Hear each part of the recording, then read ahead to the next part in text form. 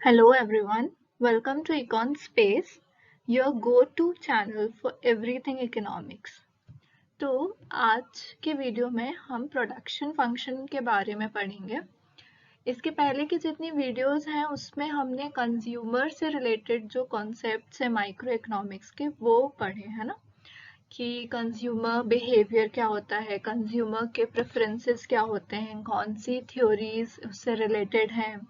तो उसके बारे में हमने काफ़ी डिटेल में इसके पहले की सारी वीडियोस में वही पढ़ा है, ठीक है। तो अब हम प्रोडक्शन फंक्शन स्टार्ट करेंगे। तो प्रोडक्शन फंक्शन जो है वो इकोनॉमिक्स का एक कोर टॉपिक है, राइट।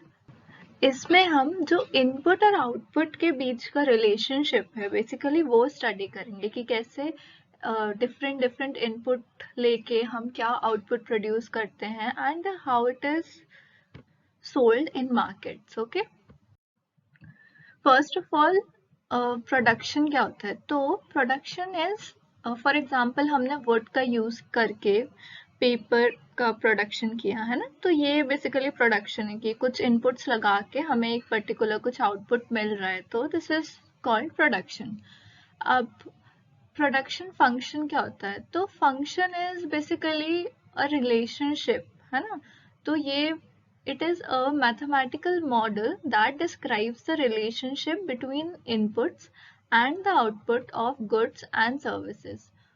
तो प्रोडक्शन फंक्शन एक रिलेशनशिप है बेसिकली किसके बीच में? इनपुट्स और आउटपुट्स के बीच में, कि भाई हमने इतना लेबर यूज किया, 10 यूनिट लेबर यूज करके हमने एक पर्टिकुलर प्रोडक्ट को बनाया है ना। तो ये रिलेशनशिप है कि भाई 10 यूनिट ऑफ लेबर लेके हम 2 unit of a good produce कर पा रहे हैं, तो ये रिलेशनशिप है बेसिकली, है ना। इसको मैथमेटिकली ऐसे लिखते हैं, Q in this equation is production function and L is labor and K is capital. तो जो इनपुट्स होते हैं, इनपुट्स तीन मेजर इनपुट्स जो होते हैं, फैक्टर ऑफ प्रोडक्शन बोलते हैं जिसे हम, तो it is land, labour and capital. Okay, these three are major factor of production in economics. तो हम इन्हीं के बीच के रिलेशनशिप को स्टडी करते हैं मेजरली। ओके, उसके बाद प्रोडक्शन फंक्शन का जो थ्योरीज हैं जो इसकी, उसको स्टडी करने से पहले हमें ये तीन चीजें पता होना काफी इम्पॉर्टेंट है, and they are total product, average product and marginal product. तो टोटल प्रोडक्ट क्या होता है? तो बेसिकली जो एक गिवन पीरियड ऑफ टाइम है उसमें हमने जितने इनपुट्स लगा के जो आउटपुट क्रिएट कर रहे हैं, तो वो टोटल आउटपुट कितना हो रहा है, राइट। तो उससे हम बोल देते हैं total product. The total quantity of output produced by a given amount of inputs, basically it shows relationship between variable input and output when other input factors are constant. Okay, तो for example see, अगर हमने 1 unit of labour ले रहे थे तो उससे 10 unit of goods produce हो रहा था, ठीक है। जब 2 यूनिट हमने लेबर के कर दिए तो 20 यूनिट ऑफ गुड प्रोड्यूस हो रहा है, राइट। सिमिलरली अगर 3 यूनिट ऑफ लेबर किए तो let's say 40 unit of good produce हो रहा है ना। तो with change in number of labours, है ना, जैसे जैसे हम लेबर का नंबर इंक्रीज कर रहे हैं हमारा जो प्रोडक्शन है वो इंक्रीज हो रहा है। तो इस टेबल में जो टोटल प्रोडक्ट है we will say 10 plus 20 plus 40 which is 70। तो जो 70 यूनिट ऑफ गुड हम प्रोड्यूस कर रहे हैं ये क्या है? This is a total product, right.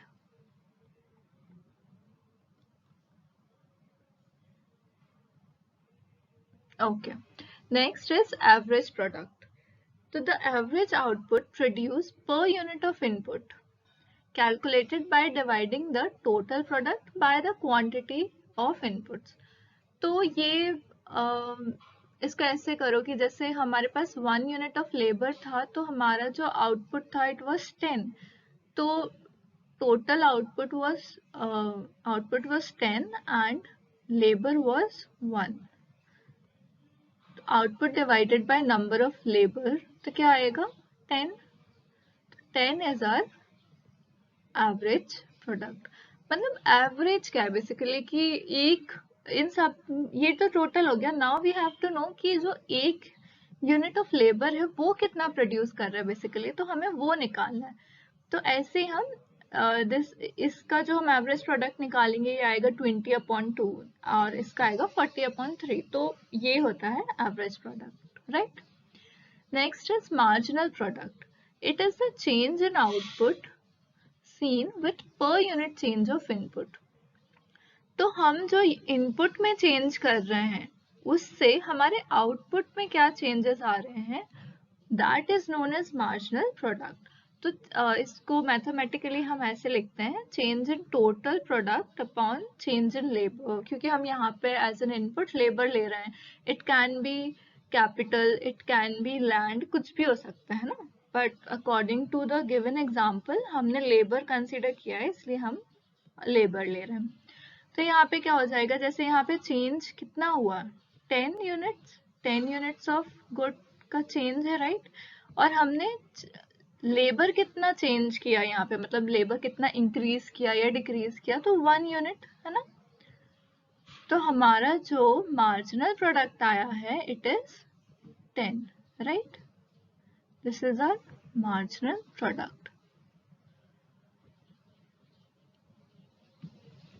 Okay, तो समझ आया आपको.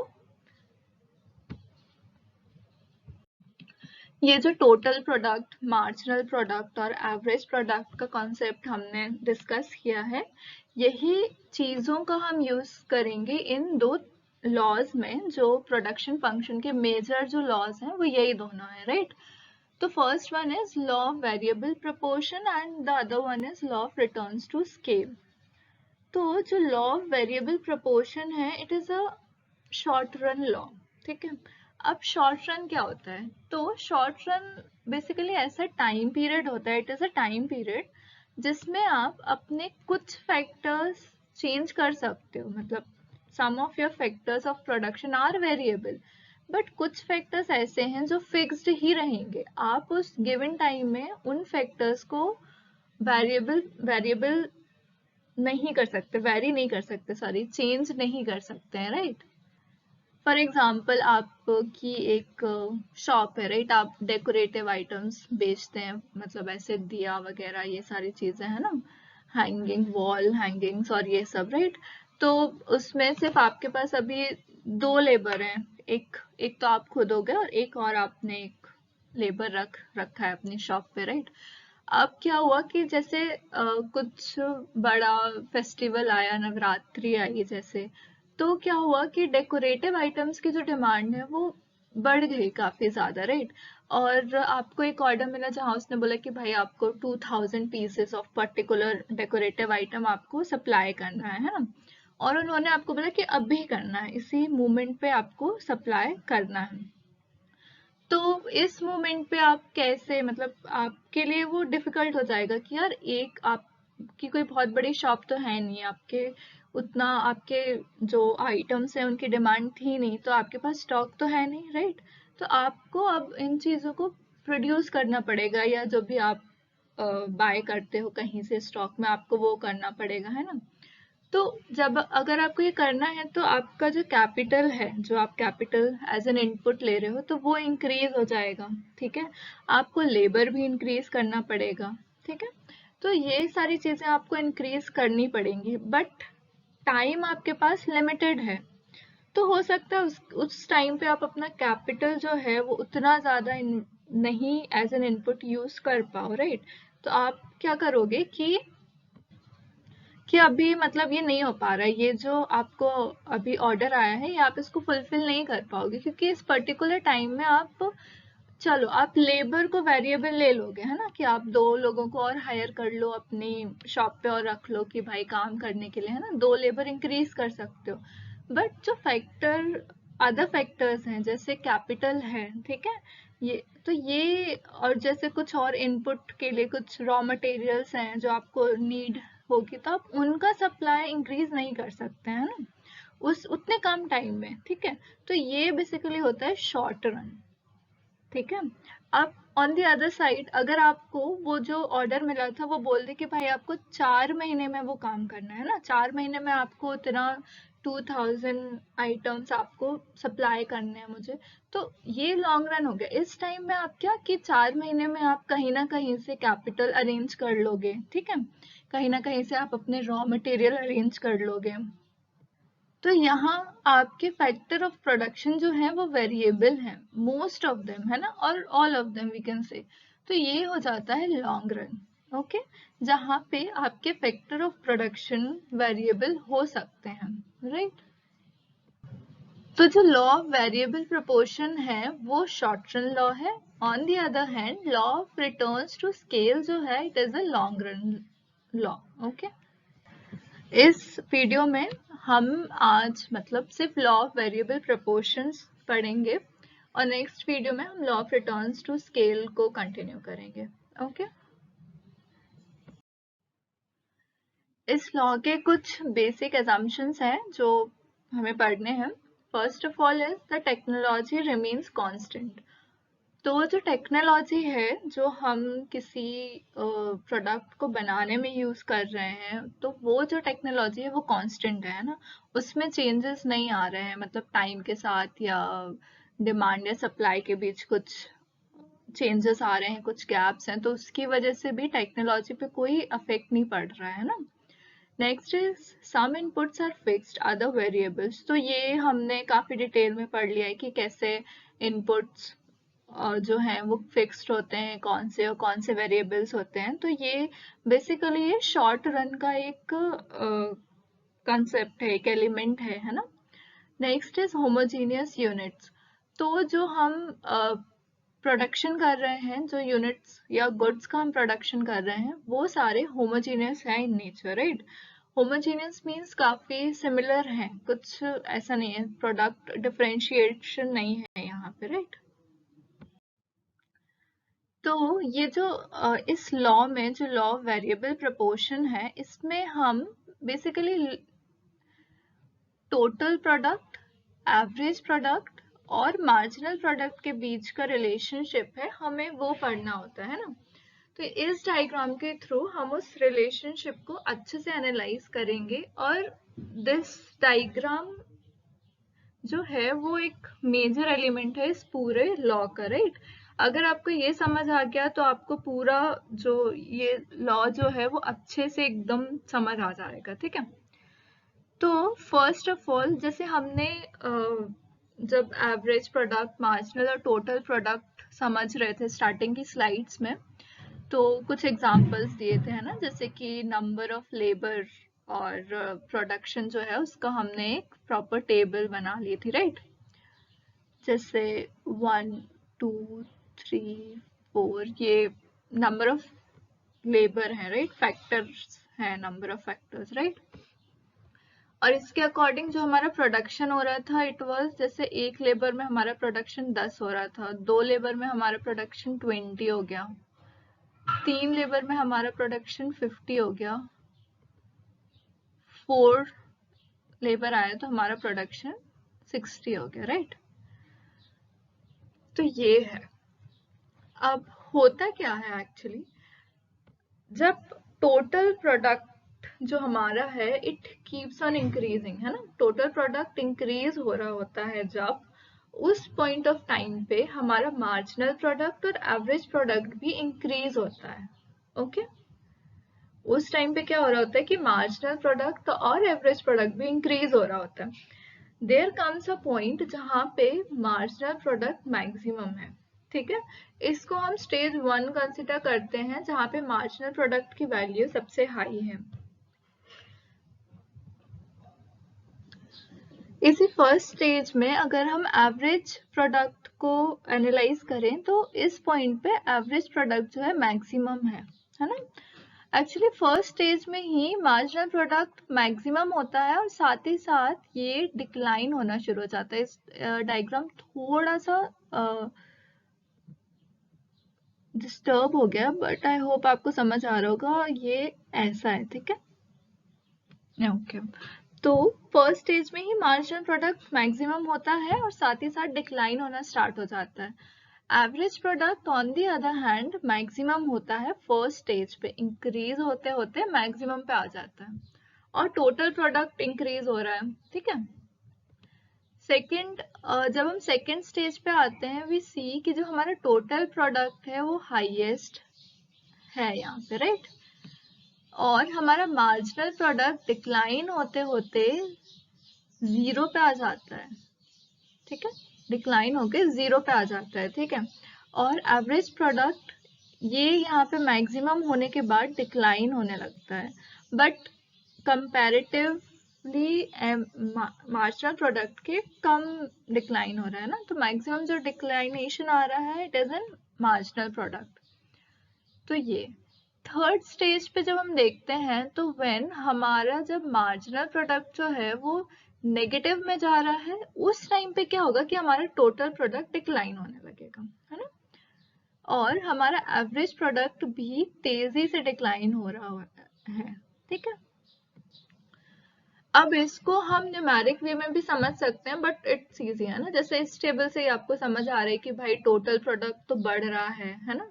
फिर एक पॉइंट आएगा कि जैसे 10 लेबर लगाए हैं लेकिन हमारा जो यहाँ से डिक्लाइन होना स्टार्ट हो जाएगा टोटल प्रोडक्ट, है ना।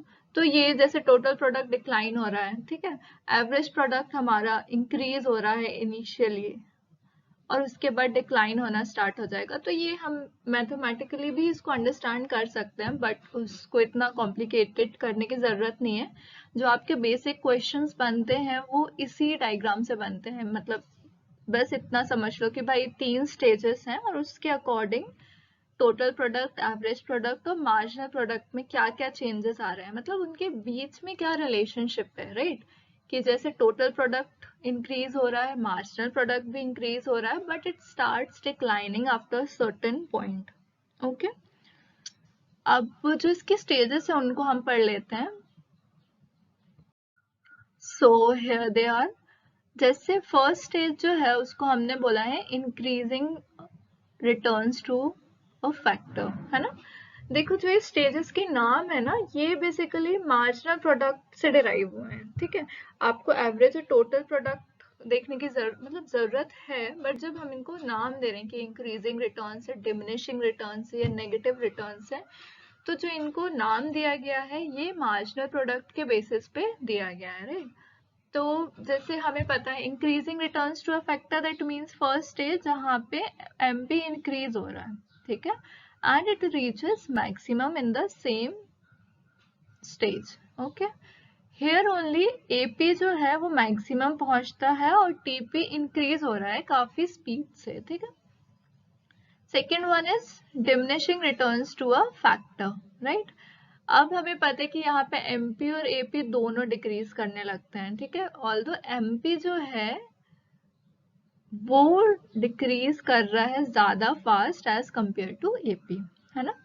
Stage ends where MP becomes zero और total product is maximum, right. Third is negative returns to a scale. हम मतलब हमें पता है कि हाँ भाई MP जो है वो नेगेटिव में चला जाता है और इसलिए हम इसको negative returns to a factor बोलते हैं। टोटल प्रोडक्ट स्टार्ट्स फॉलिंग और उसके साथ साथ जो हमारा टोटल प्रोडक्ट है वो डिक्लाइन करना स्टार्ट कर देता है। तो अब हमें पढ़ना है कि बेसिकली जो 3 स्टेजेस हैं उसमें उसके रीजंस क्या है ना। जैसे first of all increasing returns to a factor जो है, तो भाई क्या था ऐसा कि उस फेज में कि टोटल प्रोडक्ट इतना तेजी से बढ़ रहा था, इवन मार्जिनल प्रोडक्ट और एवरेज प्रोडक्ट है वो भी इंक्रीज हो रहे थे, तो व्हाट वर द रीजंस, है ना। तो first of all is better utilisation of fixed factor. तो जो हमारे फिक्स्ड फैक्टर्स थे उनका बेटर यूटिलाइजेशन हुआ, मतलब जैसे फॉर एग्जांपल मान लो कि दो लोगों ने मिलकर किसी एक, पहले एक लेबर से एक पर्टिकुलर यूनिट प्रोड्यूस हो रहा था, अब क्या हुआ कि भाई 2 लेबर आ गए और उस प्रोडक्ट को क्रिएट किया, है ना, तो वो बेटर यूटिलाइजेशन हो गया बेसिकली, है ना। Second is increase efficiency of variable factor. अब जैसे जैसे इसमें 2 लोग आ गए हैं ना, 2 लेबर हमने ले ले उसमें। सिमिलरली अगर 2 हम यहाँ ले रहे हैं तो उससे क्या हो रहा है कि हमारा जो फिक्स्ड फैक्टर है उसकी तो यूटिलाइजेशन अच्छे से हो ही रही है ना, उसके साथ साथ जो हमारा वेरिएबल फैक्टर है उसकी भी एफिशिएंसी बढ़ गई है ना, यूटिलाइजेशन जो है उसकी बढ़ गई बेसिकली। तो ऐसे क्या हुआ कि वेरिएबल फैक्टर का भी अच्छा यूज हो रहा है। Third one is divisibility of fixed factor. ये actually indivisibility of fixed factor है। Okay, indivisibility of fixed factor. अब क्या होता है कि जैसे हमने फिक्स्ड फैक्टर में कुछ मतलब इन्वेस्ट कर दिया है ना, अब जो हमने वेरिएबल फैक्टर्स मतलब फिक्स्ड फैक्टर में भी हमें वेरिएबल फैक्टर को अप्लाई करना पड़ेगा, तब जाके हमारा जो आउटपुट है वो आएगा, है ना। ऐसा नहीं है कि सिर्फ फिक्स्ड फैक्टर के यूज से ही हम अपना प्रोडक्शन कर लेंगे, नहीं, दोनों इंडिविजिबल हैं। और फर्स्ट फेज में क्या हो रहा था कि ये जो कॉम्बिनेशन है बेसिकली फिक्स्ड फैक्टर का और वेरिएबल फैक्टर का, ये कॉम्बिनेशन हमें अच्छा मिल गया, मतलब एकदम आइडियल कॉम्बिनेशन हमें मिल गया, ठीक है, जिसकी वजह से हमें प्रॉफिट हो रहा था, मतलब जो हमारा टोटल प्रोडक्ट है वो काफी स्पीड से बढ़ रहा था। सेकेंड वन इज कि diminishing returns to a factor के क्या रीजंस है, मतलब जो हमने पढ़ा कि टोटल प्रोडक्ट अभी भी बढ़ रहा है और मार्जिनल प्रोडक्ट डिक्लाइन होने लगा है, तो इसके क्या रीजंस हैं कि क्यों हो रहा है ऐसा।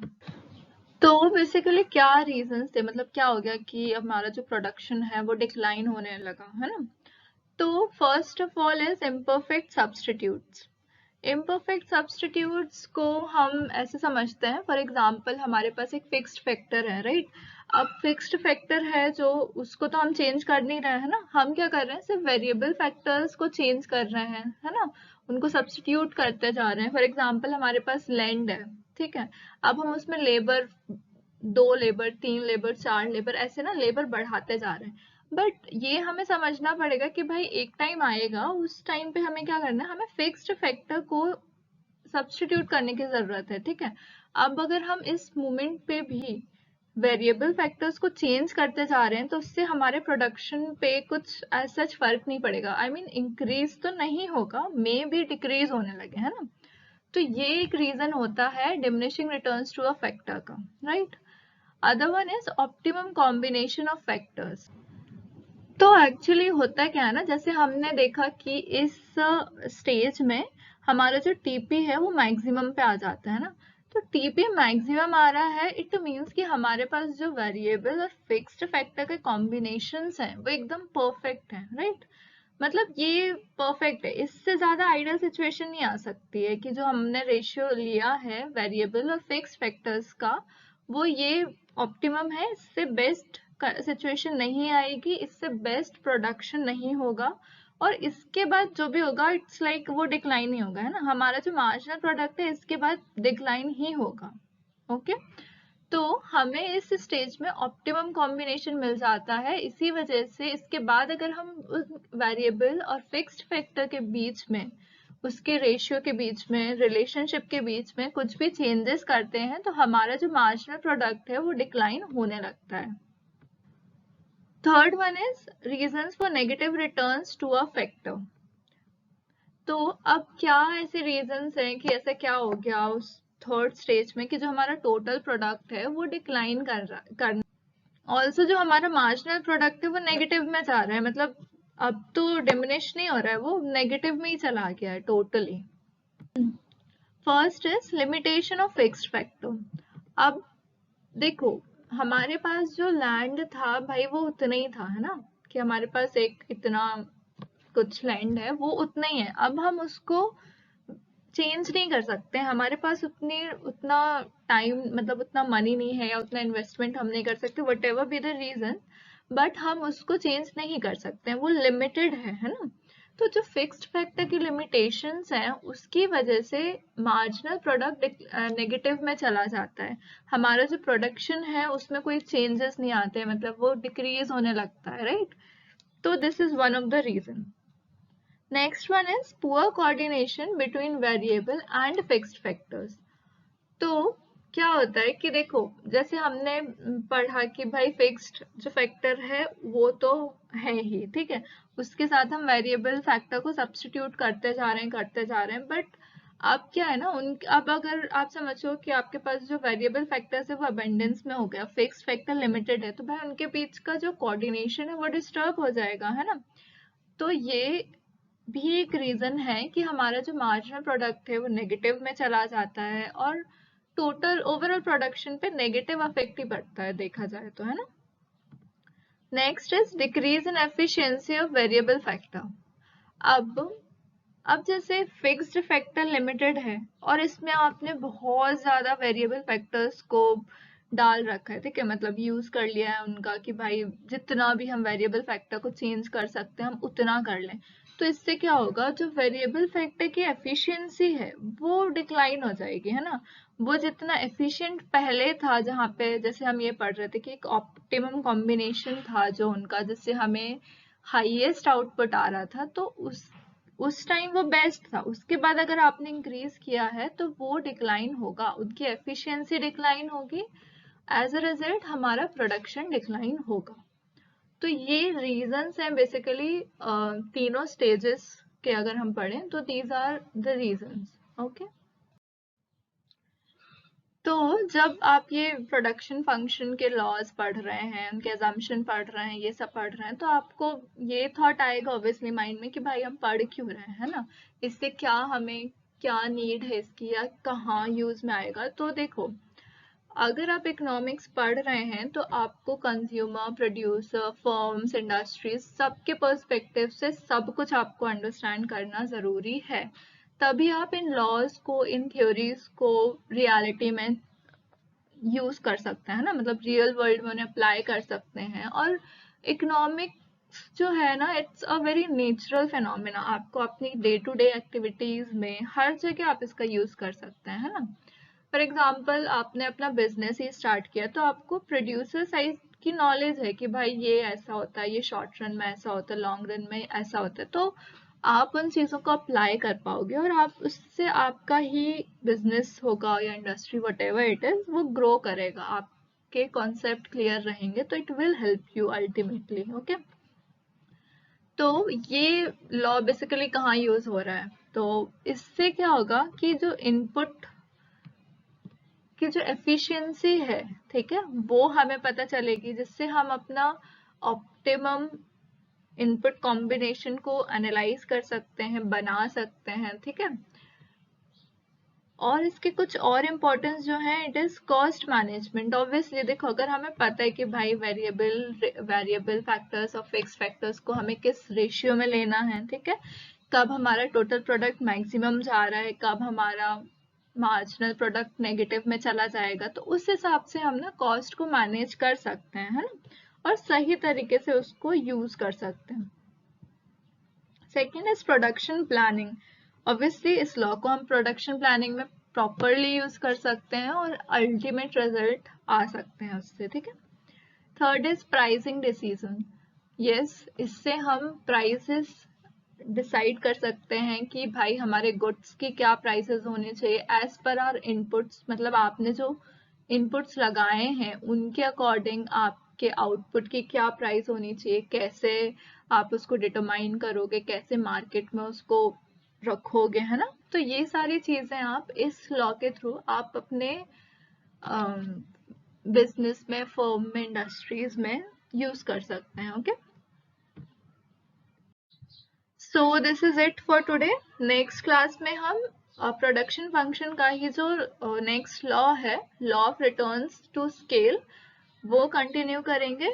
और प्रोडक्शन फंक्शन के अदर जो मेजर कॉन्सेप्ट है वो भी कुछ कुछ डिस्कस कर लेंगे, क्योंकि law of returns to scale काफी छोटा टॉपिक है, तो उसके साथ हम बाकी कुछ चीजें और भी कर लेंगे। So thank you, I hope you find it useful.